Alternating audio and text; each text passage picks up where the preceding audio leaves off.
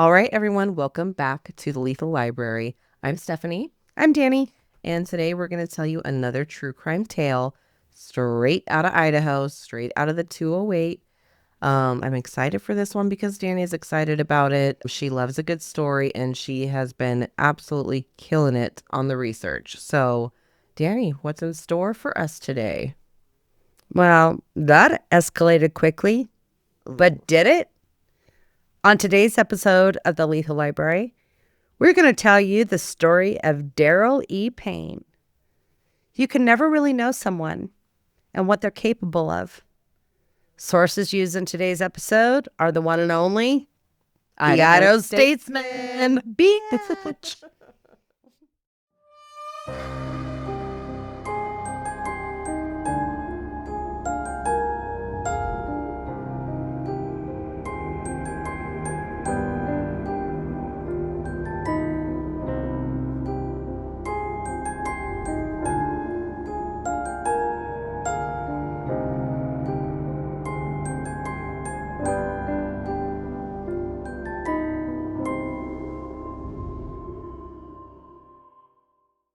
I'm going to take you to the year 2000.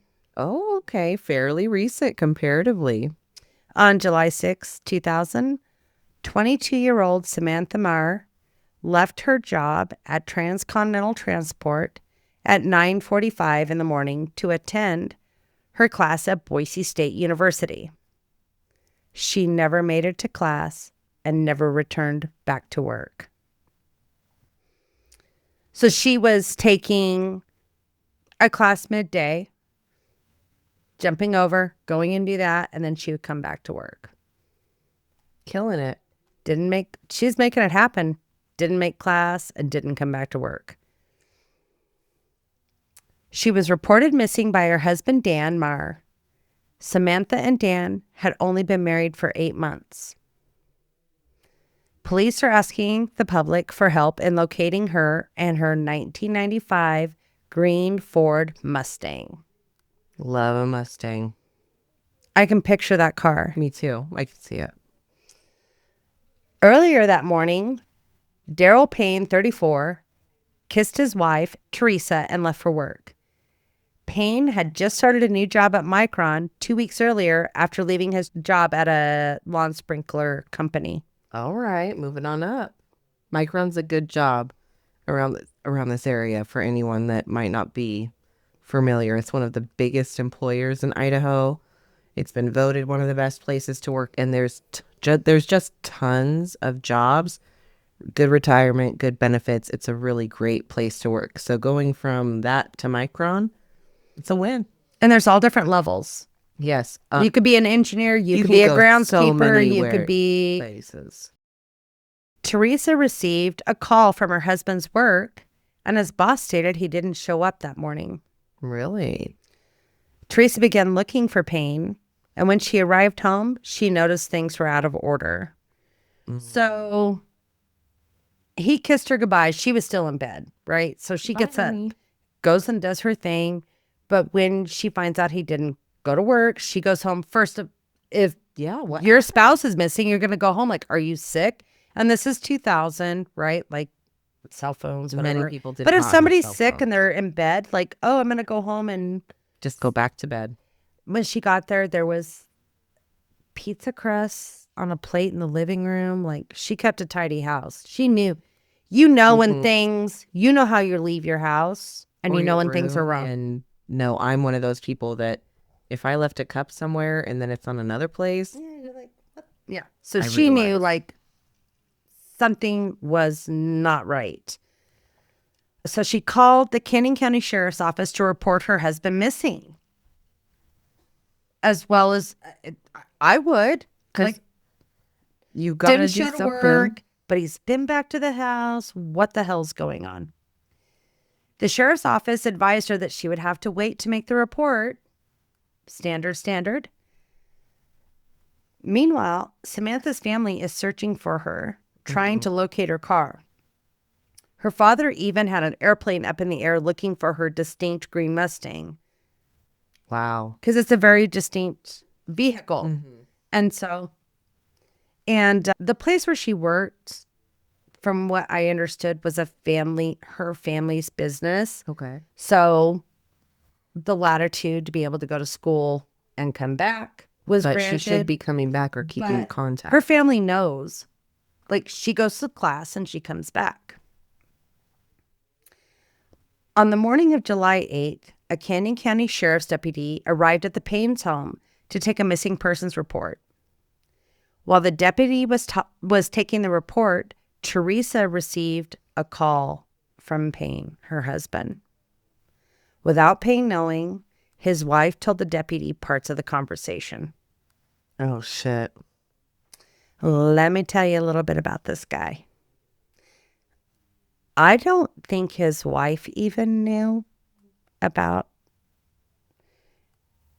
red flags, but not like huge. I don't know. Sometimes you just assume the best or... It wasn't discussed. Mm-hmm. Payne was convicted in 1991 of indecent exposure and implicated in a peeping Tom incident in California. Ooh.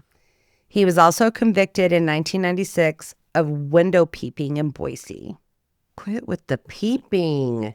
We did just make a funny TikTok about it, but it really an actual peeping Tom. Mm-hmm. It's not cute. Fucking creepy. Payne called her from Oregon and said he may have killed a woman. Did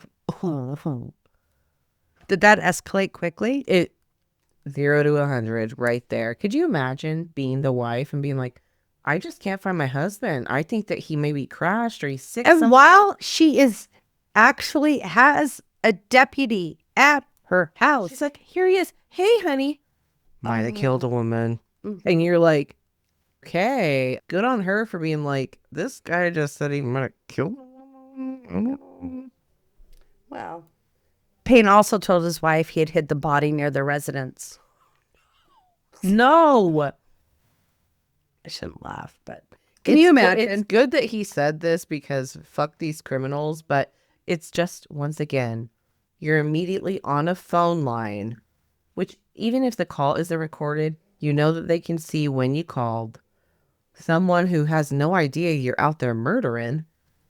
You're automatically... And the popo is there trying to find you because your wife is worried about you.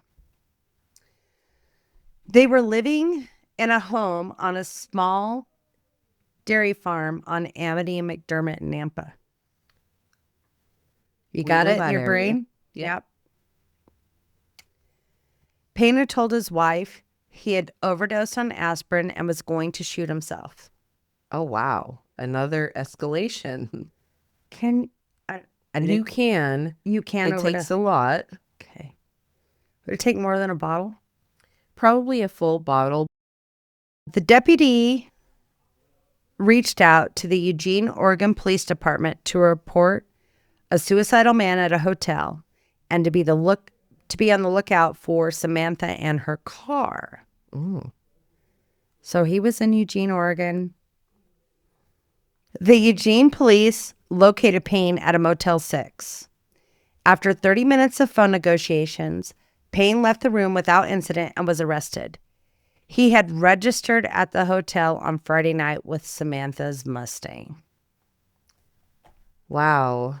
What a hard case to crack. I wish we had more evidence. Sorry. Payne was transported by ambulance to Sacred Heart Hospital due to the aspirin overdose. While en route, he was read his Miranda rights and was questioned by Detective Herbert. He told the detective that Samantha was no longer alive and where authorities could locate her body. Eugene detectives searched the motel room. They found a handgun, the keys to Samantha's Mustang, and 2 letters. One that was addressed to his wife, Teresa.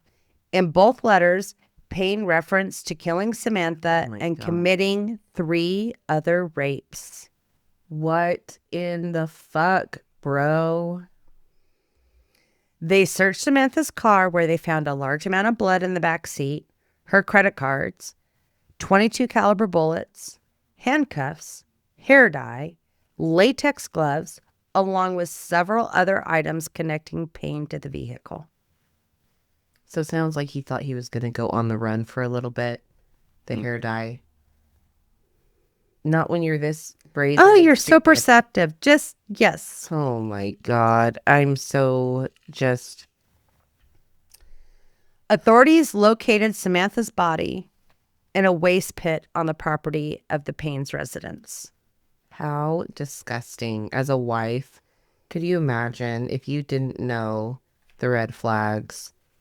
Or even if you knew that there were some things that were a little bit off-putting or whatever, you might not think that it's this. And now you're like, oh, you put a fellow woman's body on our property that you violated. And just from my research, I don't think there was any red flags for. I don't even know A secret creep. if I she think we knew all met about one. those other offenses. I mean, this is 2004. I'm just thinking about his peeping Tom thing in 96. There was so much less of a footprint of things that you could search. You Absolutely. didn't have text messages, internet browser. You had internet browser history, but it was so easy to delete. If you had a computer at this time, I just don't know if I feel like a peeping Tom ticket was probably a misdemeanor, like getting a Probably. speeding ticket. And so he might have got that and never even told her about it. I really, just from my research, I get the feeling that she didn't know because right? later on in the whole thing, she got socked in the face with this. She had no idea. You know, the girls that date the bad dudes. Yeah, and if are you have a feeling that someone's out raping, you're not being like, I better call the cops because I haven't heard from them in a few Right. hours. They haven't been at work. or if you're dealing, or if you're with somebody who deals drugs or in the mafia or whatever, you're not calling the cops Yeah, if they you're don't like, show they're up. out You're doing- keeping your fucking mouth shut. Mm-hmm. I really don't believe his poor wife knew anything about it. Because disappointing. to be so concerned, so immediate, like that day that his boss called and said he didn't come to work, which at Micron, big new job. Yeah. And he's like, hey, is everything okay? Your husband didn't. And she immediately panics and rearranges her whole day to go home. I don't He think put up a good facade. Yeah. It sounds like. so. That property on McDermott and Amity, just to give kind of a picture, it was an abandoned dairy farm that they were living Oh. on. So there comes your waste pit, right? Well, and they usually have like housing quarters for.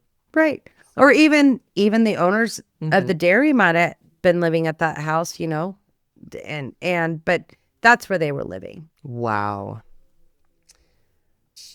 Samantha was found floating face down with a plastic bag over her head in the tank. She was, trigger warning, we're going to get into some details here. She was dressed from the waist down, but her bra and shirt were pulled up above her breasts. Samantha had been shot in the head with a .22 caliber pistol. And there's going to be lots of disturbing details in this, so just We don't get super, super detailed, but some of it is some of it needs to be to understand. yeah, and also the deviancy of this, is that a word? Mhm. Of this guy. After fighting extradition from Oregon, Payne is finally back in Idaho on July 20th. Why? He appeared in court the next day and was formally charged with first-degree murder, kidnapping, and rape. A judge clears the way for DNA testing. Prosecutors will seek the death penalty for the murder of Samantha. Payne pleads not guilty to all the charges. This is still new DNA. So they're like, there's no way you're going to catch me. Even though I put the body back at my house. How to Yeah, get they there, and I they told didn't my wife it was understand there. how DNA like we talked about this. Mhm. Like, no, it's there. It's there. Yeah. Meanwhile, the Boise police are being questioned on how they handled an assault of 2 girls on June 27th. Oh, no. The girls, both 14, were immediately taken to the hospital after they told their parents of an assault in Barber Park. This is sounding terrible. The Boise police sent only one officer to the hospital, and the girls were not even questioned by the officer. They were interviewed by the care unit of the hospital per protocol. The care unit handles sexual assault cases for children and younger teenagers. But the Boise Police Department should have at least sent a victim witness coordinator to help with the interviews. Yeah. This is a big deal. 2 young girls assaulted in a park? Yeah. Yeah.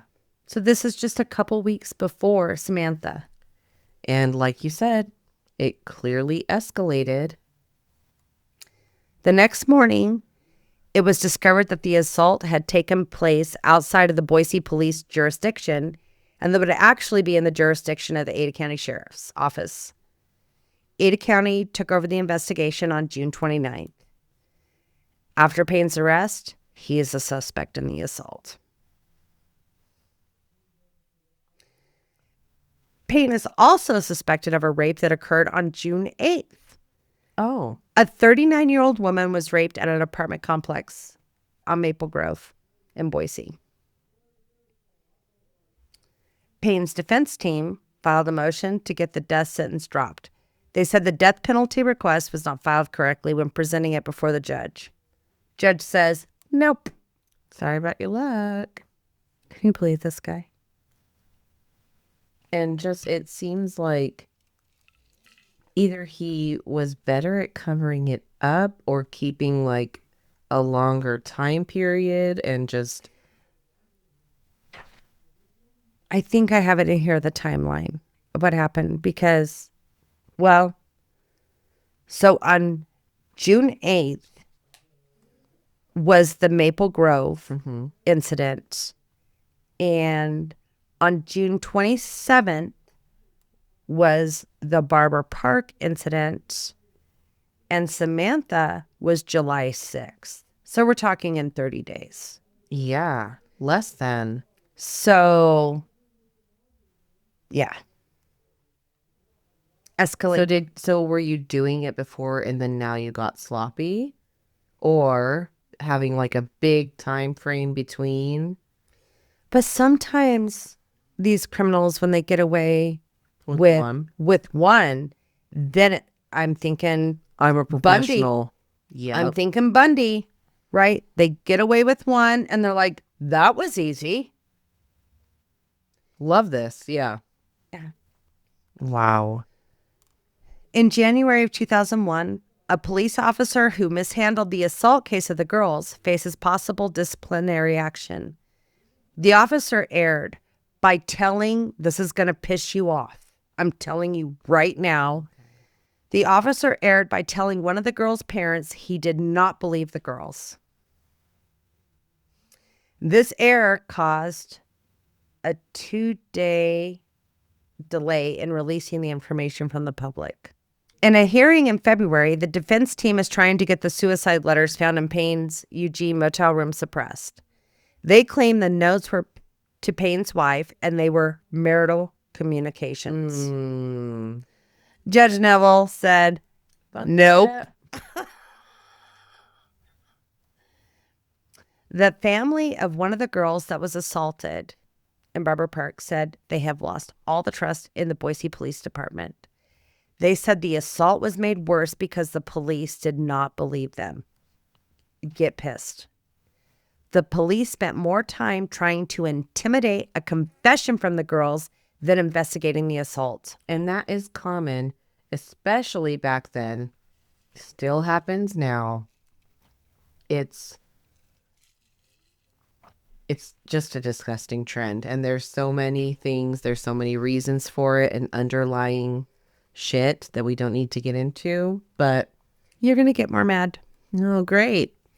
The assault had occurred in an area that was used by one of the girls' family for family gatherings. So they were familiar. One of the girls was familiar with the area.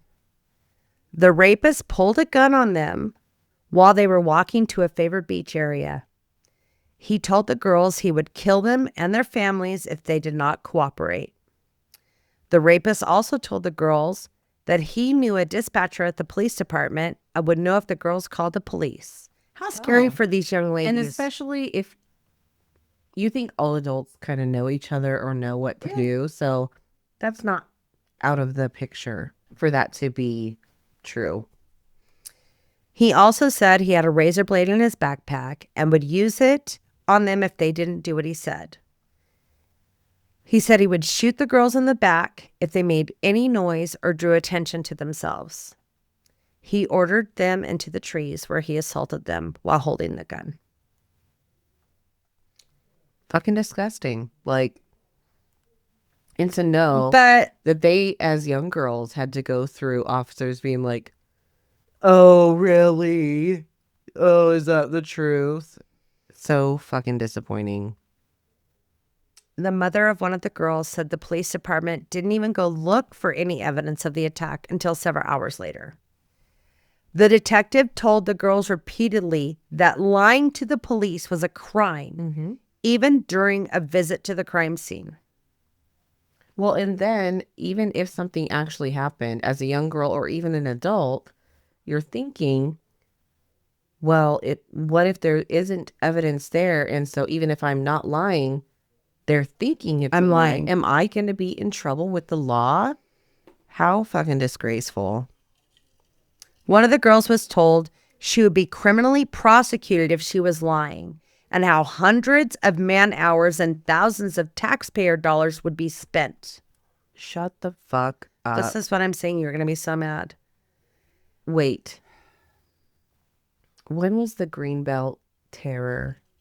Do you remember what year? Was it after this? It was right after this, because in my research, that was closely tied in. Yeah. Just curious, because it's like, the reason I brought that up is I saw like a TikTok of some girl in the area that a man was very offended that for the first date, they had only messaged once or twice on a dating app, like, hey, how are you? You know, liked your pictures. Hey, let's go for a walk on the Greenbelt. And she was like, I mean, maybe we can meet for coffee. I'd prefer to just text a little bit more. And he was like, you know what? Sorry, not interested. And I'm like, this is a younger generation that this was between. And I'm like, if you would have done that during those days, no one's going on a fucking walk with you in the Greenbelt. It's a beautiful area, but it's also a lot, and there's restaurants right off of it, but there's also a lot of secluded area. And places where you could just drag someone into the brush. The girl was also asked if she would take a lie detector test. The police Terrifying. The police also asked her why she didn't just swim across the river to get away. Are you fucking I'm joking? not kidding. They tell people, don't just be getting in the Boise River. It's not a bad river, but there are bad places, especially if you're inebriated or a child. And this is in June. They don't open floating. I mean, I'm not justifying these questions whatsoever, but they don't even open floating typically until Jump July. into the river and swim away. Why a man has a gun pointed at you? If this officer is listening today, I just want to ask you one question. If someone was trying to rape you in your asshole With a gun. yeah, Are you going to swim? are you swimming? If they say they're going to shoot you, should we put it to the test? Like, what the fuck is going through your head for you to address a child this way? Told you you're going to be Disgusting. mad. I am very mad. The day after the assault, the mother struggled to get a hold of the detective. She asked about the evidence and how they were going to proceed. The detective said, well, there's no question one of the girls had intercourse with someone that afternoon. My fucking God.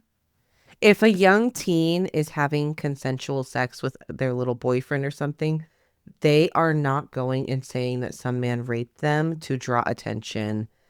They could just say nothing and go home. You're fucking kidding me with this. Like, this is so... Wow.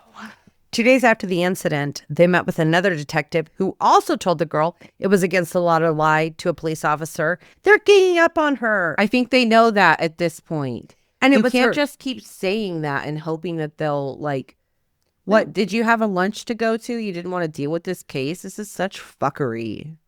They said it was her last chance to make changes to her story. They're treating her like a suspect. Absolutely. They do this shit to suspects all the time. If you don't tell me what happened now, I can't help you. I can't help you if you don't just... They're victims. And they are children. But that's when the case was handed over to Ada County Sheriffs. That's when they figured out, oh, it's not in our jurisdiction. Good job, Boise Police Department. Go fuck yourselves. You didn't even know if it was in your jurisdiction? Wow, you're really great at your job. The mother of one of the girls said that there was no issue with the county sheriffs. Payne has still not been charged in this case. Oh my God, those poor girls. In September, the trial for Samantha's murder begins. In opening statements, prosecutor Roger Bourne stated Payne went on a shopping spree the day before Samantha was murdered. He bought, I got you. He bought camping equipment, including night vision goggles. What an absolute fucking creep. And I'm just suspecting... For a peeping Tom, that's like the best thing a peeping Tom And I'm just ever thinking have. In 2000, night vision goggles were probably hella very expensive. spendy. They're expensive now, but in 25 years ago, you could hella. even get it. Bourne also told the jury that evidence will be presented that Payne tried to entice a jogger into his car at Julia Davis Park just before Samantha's kidnapping, and that blood was found all over the back of Samantha's car. Wow. I'm not guilty. You had her fucking car in Eugene. At a hotel, you wrote suicide notes, you disposed of her body at your house. Whatever the fuck you did is what you did, but to have the absolute audacity, where are they getting the audacity where it's like they could be holding the dead body and like pushing a knife into it and be like, I have no idea who this woman is. I've never seen her before. I found her like this. Shut the fuck up. So his attorneys were trying to bring out his mindset. They wanted an insanity plea. But apparently, and I didn't dig too deep into this, I just saw it in a few of the articles I was reading, you cannot plead insanity on a murder charge in Idaho. Maybe back then, I think you could, because they did the thing with Lori Vallow, Right. where they're like, you say you're insane, we're going to see if you can be not insane. For some reason, they're like, that couldn't be a defense in a murder. I didn't dig too deep into it, but that's what I read in several articles, is that Maybe it was a different law back then. maybe, I don't know. So that's where they were going. You But tried it. You tried it. Can't do it. Anyway. I mean, you're almost insane to think that you could plead not guilty with that much evidence against you. Sure. An Idaho Falls woman told the jury that Payne attempted to lure her over to his car in Julia Davis Park on the morning of July 6, 2000. Megan Toole, 36, says she was taking the green belt when a man energetically waved at her like he knew her. She said, quote, I didn't know this person. I didn't want to talk to anybody I've ever waited on. Megan was back in Boise for her summer waitressing job. Good on her, because the immediate instinct when you see someone to be polite, like, hi, and then they're invited in, and then even if it's not a murder, it's usually like a conversation you didn't want to fucking have, or someone that you didn't remember that wants to talk you off, And she's or like, be no. fucking weird. I'm not having, I don't, For you, Megan, she's like, yeah, I don't fuck live off, here, so if you're waving me down like you know me, I must have served you in the restaurant and I am doing me and don't want to fucking talk to you. Get Which away from me. probably saved her fucking Good for you, life Megan. that day. She said she thought about the incident for several days, but then saw Payne on the television. And that's when she called the police to report the encounter. That bitch. That guy? Yeah. Payne's wife, Teresa, also testified. And she cried a lot during her testimony. It was very yes or no answers. I think she was just Distraught. yeah. Did not see this. Did not know this. She said that she did receive a box of camping gear mailed from Oregon after her husband was arrested in Eugene.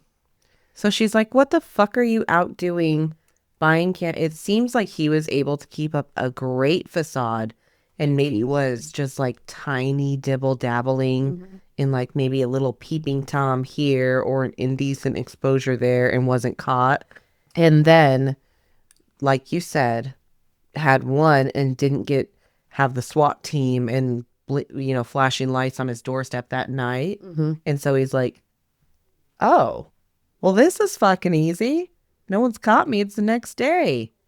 Fucking dweeb ass dipshit. Well, I do think he had intended to kill himself in Eugene. That was his mind, his process. So he's like, I'm going to mail all this expensive shit that I just bought that my wife doesn't know about. I'm going to mail it back to her.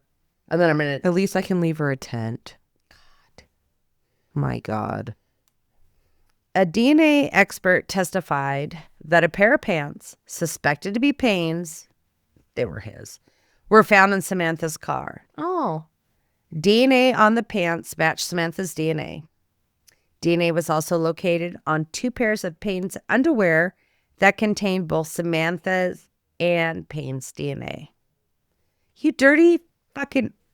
Why 2 pairs? Yeah. Ew. Detectives located a box of bullets in Samantha's Mustang. Only 2 are missing, one of which was recovered from Samantha's body.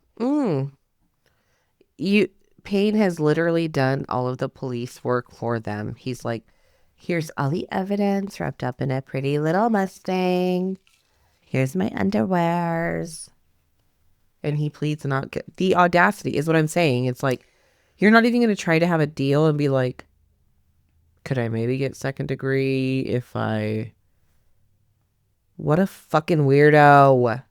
When the prosecution ended their case, the defense rested. They did not bring one piece of evidence or testimony in front of the jury. The defense?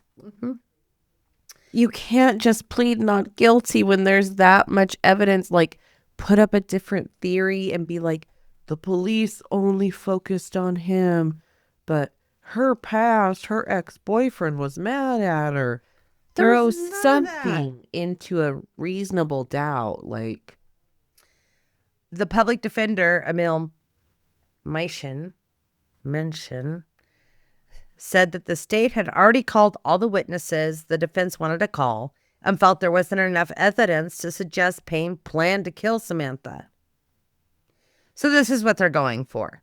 This is what they're saying, that he didn't ever intend to kill Samantha, just kidnapped and raped her. They're trying to get the death penalty. the feeling just came upon him spontaneously. He had never felt those feelings before. Mention has been mentioned. He represented Eric Hall and Robin Lee Rowe. All right. But that was fun. Yeah. Fucking Robin, you're kidding me. After almost 2 weeks of testimony, the case is handed over to the jury. Let's hear it. It took only 3 hours of deliberation before the jury found Payne guilty of abducting, raping, robbing, and murdering Samantha. Surprise, surprise. Fuck. Samantha's husband, Dan, said, "This guilty verdict, I feel, is justified, but it will never bring me enough satisfaction from the tragic loss of my beautiful wife, Samantha." Samantha's mother, Shirley Bloomberg, said she was relieved about the verdict, but hoped Judge Neville will opt for the death penalty. Quote, that man took away my life, and in my opinion, deserves to give his. Right or wrong, that's how I feel. He took my little sweetheart. She was just a kid. Mm-hmm. And honestly, doing amazing for herself. She's recently like engaged or married, working, going to school. And Dan, her husband, was in the military, and they were planning on moving to, I want to say it was Denver, where he was going to continue his training. And like they had shit going. And she had beautiful red hair. She was a beautiful, beautiful woman. In November, Payne is indicted on 3 counts of forcible rape. These charges stem from the assault of the 2 girls. Payne pleads innocent to these charges. So the prosecutors were waiting to get the big case done. They did not forget about these girls. Thank God. It wasn't the Boise Police Department. Yeah. It was Ada County. And so, like, okay, we're done with this. You're guilty. Here we go. Let's roll. We're not going to let you get away with this, which I'm so happy for. Thank God, yeah. The sentencing hearing is held in March of 2002 for Samantha's murder, for the conviction of Samantha's murder. Mm-hmm. Samantha's mother testified, quote, you are a coward and a worthless waste of space. No matter what happens to you, it will not be bad enough. Agreed. Agreed, ma'am. There was over 6 hours of testimony from family and friends. Many spoke of Samantha's kind nature and how she was always there for others. Dan, Samantha's husband, stared straight at Payne and said, quote, oh, I love this. Do you know how many times in my mind I have killed you? Tell him. But killing is too easy. You need to suffer. Fuck yeah. Yes. Rot. Payne's family members testified on his behalf. Embarrassing. It is, like, in the big scope of things, but I mean, if my sister was up for something, I'd be like, she's a good person. I mean, I just feel like, I don't know, I'd have a hard time. It would be definitely not saying, like, if this was like even my favorite cousin, I might be like, yeah, we had great childhood memories. This shit is fucked though. And I'm disgusted. Like, yeah. Little girls. Mm-mm. I know. That's a big one. And listen, adult female also not okay deserve, either. Not cool to fucking rape, you sickos. But it's like, it's very telling. Like there's pain. But this was the only time in court that Payne showed any emotion. He's been very stoic until his family members testified. Because he knows that they see him even if Yep. they're on his behalf. Mm-hmm. Okay, I can get down with that. All right. We're going to get in some deets. Okay. A videotaped interview with psychologists was shown in court. In the tape, Payne was calm and gave a description of what happened to Samantha. He said he didn't know why he killed Samantha on a scenic bluff off of Black Creek Road. You know where that's at? Mm-hmm. Quote, I was planning on letting her go, but instead he shot her. Quote, I was staring at her, wondering what I had done. Why did I shoot her? It was an opportunistic thing. She was sitting in her car and there was no one else around. Payne said he was at the park to steal a car. He said he walked up to Samantha and showed her a handgun and told her to move over to the other seat because he was going to steal her car. He said then he just put the handcuffs on her so, quote, she wouldn't attack me. Samantha began to scream and kick the windshield. Payne said he told her to calm down so that he didn't have to shoot her. He then drove her Mustang out to Black Creek off of I-84 and stopped at that scenic outlook. Mm-hmm. He said that is when he decided she was pretty and decided to rape her. I have to call bullshit on this. Oh, yeah. You needed to steal a car. You were supposed to be at your job at Micron. You're already on the high of trying to rape several other people and not getting caught. But you needed to steal a car for what? How was your little shopping spree? Yeah. How convenient you had handcuffs. Yeah. To steal a car, you tell him to just get the fuck out of the car. You think she wouldn't have got out of the car? No, scooch over. Yeah, she would have totally gave him the car. If she was willing to get into the other seat and let him put handcuffs on her, if he said, I'm taking this fucking car, she would have got out of the goddamn She's like, car. you don't need to handcuff me, sir. Here's the keys. Bye. Can I take my textbook? So, because they were like $200. And so then he just magically grows eyeballs and realizes that she's pretty, and what a fucking and she absolute is very douche. pretty. Payne stated he raped her on the hood of the car and then held a gun to her head while handing her clothes to her. And that's when he shot her. Quote, I had the gun at the back of her head, so she knew I was there. I shot her. I don't know why. In my mind, I was letting her go. What? If he's trying to like gain sympathy or whatever None. this is, Go fuck yourself. literally choke on a dick and die. Payne then put Samantha in the back of the car and drove back to Julia Davis Park, where he loaded a bunch of his camping gear from his car into Samantha's Mustang. Literally, what the fuck? He drove to his home in Nampa and put Samantha's body in the water tank on his property, and then he left for the Oregon coast. Not before eating some pizza, as his wife Yeah. was. I gotta get some snacks. And leaving a fucking mess. Leaving a fucking mess. For your poor fucking wife, you Oh my dick. God.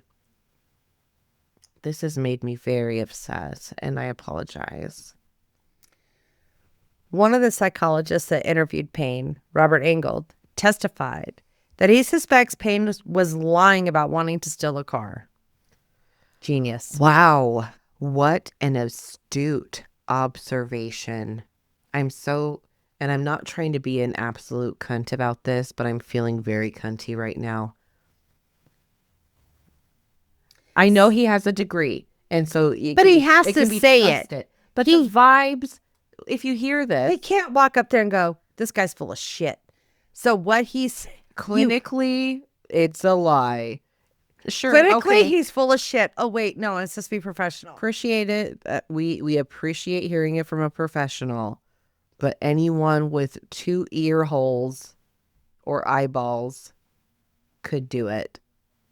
Thank you for your astute observation, sir. Engel also stated he did not believe the claims that Payne raped Samantha on the hood of the car. Simply put, it would have been too hot after a long drive in July. That's true. You know what? I do appreciate that because I wasn't thinking of that. Engel described Payne. You're going to like Engel. I'm open to it. Engel described Payne as a narcissistic, self-centered, and arrogant man. He said that Payne's ability over the years to arrange window peeping and exposing himself according to his work schedule and weather conditions indicated that he had control over his behavior. He's like, in the winter, I can't have my dick out as much. I gotta cut down on that. Gonna get frostbite on my dick. So if you are coherent enough to schedule your dick helicopter sessions in public, you're not insane. You're an That adult was the point scheduling your Engel was weird making. ass shit. Fucking weirdo. This video also included acknowledgement of the rape on Maple Grove and the incident with the 2 girls. Thank you. On May 30th, Payne is sentenced to death. I got to cheers to that one. I'm sorry. Fuck this Cheers, sis. motherfucker. He's a bad dude. Terrible, awful, disgusting. On June 26th, almost 2 years to the day of the girls' assault, the family of the 2 girls went to court expecting Payne to enter a guilty plea on the rape charges. But once they were in court, they found out Payne changed his plea. What an absolute... This is tormenting people. It is. The Supreme Court just ruled that Idaho's death penalty law was unconstitutional 2 days before. Aren't you lucky? Defense attorneys are asking for the case to be delayed until after Payne's execution status is cleared up. Yeah. This is because of the publicity it could bring with any new... Let's figure out what we're doing, and then we'll move forward. But on August 1st, Payne finally pleads guilty to 2 charges of rape. The 3rd rape charge was dismissed in exchange for his guilty plea. The prosecution also agreed not to charge Payne in the Maple Grove case. And the victim of that case was totally okay with that. The one that was like, get away from me. No, she was 39. It wasn't because he just tried to get that girl's attention. This was actually another rape case that happened. This was like the first thing. I remember now. Yes, it was happened. And so she knew all this was going on. It probably saved her a lot of things. She didn't want to if he can be guilty for the girls, right? I could see why. Well, and he's on death row. Mm-hmm. So she's like, yeah, I don't need a conviction for me. Like, if he's convicted of something, especially for those girls and for the death of Samantha, I don't need a conviction for rot. Yeah. I don't need a conviction for me. So kudos to her to being like, I don't need that for me. Mm-hmm. Like the girls were... She made the choice. Samantha was super important. Yeah. But the girls were also super important. She was willing to say, you know what? If it's done, it's done. And if that's part of him getting at least them some justice, so props to her. And these girls... What a terrible experience. If there was so much that I read, it fucked these girls up. And and like angry, bitter, and as a teenage girl, I was already angry and bitter. I didn't need to have all this extra shit on me. And they have this. Mm-hmm. And you're asking for help, and you think that the cops are going to help. Just fucking... And then the cops are just like, you know, if you're lying, you're going to go to jail for the rest of your life. If you're lying and you're lying and you're lying,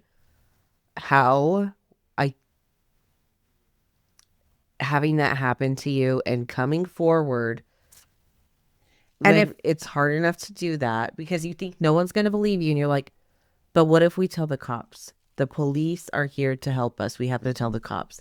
And then the cops are like, you lying ass little girls. Yeah. Disgusting. And you know what? If they might have taken those girls more seriously, Samantha might still be alive. Thank you. Thank you for pointing that out, because this happened 2 weeks before. Little failures yeah, of people not taking women and girls seriously. They should have been looking for his feet. It just is fucking, it's sad. It's fucked. But with his guilty plea, they have to say what they did. Mm-hmm. Trigger warning. Payne admitted he forced one of the girls to give him oral sex while he pointed a gun at her and threatened to slash the other girl with a razor if she did not cooperate. He admitted to having forced intercourse on the other girl at gunpoint and telling her he would kill her if she didn't cooperate. Payne was sentenced to life with a minimum of 20 years. This will be served concurrently with his previous sentence. Please rot in hell and die of very uncomfortable causes, whatever they may be. I hope you get your ass beaten, Jill, because you're Preach. Where are you? Preach, can I send you a letter? I've just got to If you want to get into your Because old you're a slicey baby dicey, raper, you sick fuck. yeah, if you want to get back into your slicey dicey, we've got a perfect candidate for you, buddy. I knew you'd be mad about it. I just knew. In 2008, the Idaho Supreme Court overturns Payne's death sentence. Why? Because the jury did it. Mm-mm. A new sentencing hearing will take place. In 2010, there is a new sentencing hearing for Payne for the murder of Samantha. After 11 hours of deliberation, the jury gives Payne, boom, another death sentence. Thank you, jury. And in 2015, Payne's dead at the age of 49. Oh my gosh, I am.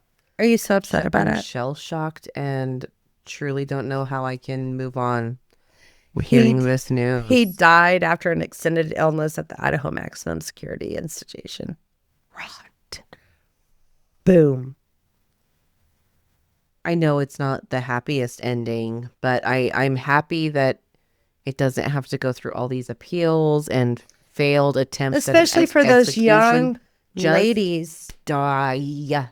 Those young ladies needed some closure. I wish Creech would have gave him a quick little Slicey dicey. At least one.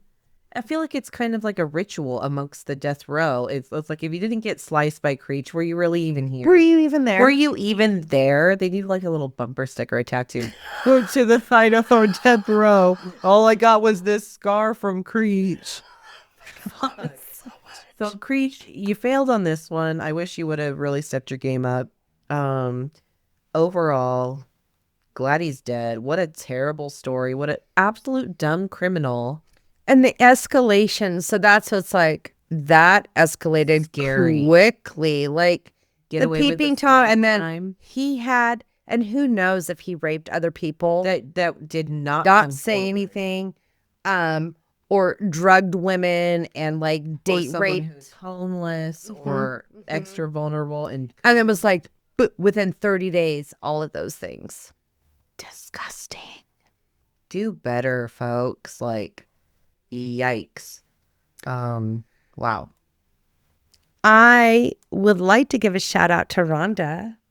Good old Rhonda. We love you. She has been a super supportive listener and gives us great feedback. So we appreciate you, Rhonda. So Great thank you. feedback, We love you. tips, pointers on cases, all the things. Can't say enough. And please tell your friends about our murder mystery podcast. Yes, we love hearing from you guys. We've had a lot more engagement. Go to our TikTok. We like to make silly videos for you. We're doing it.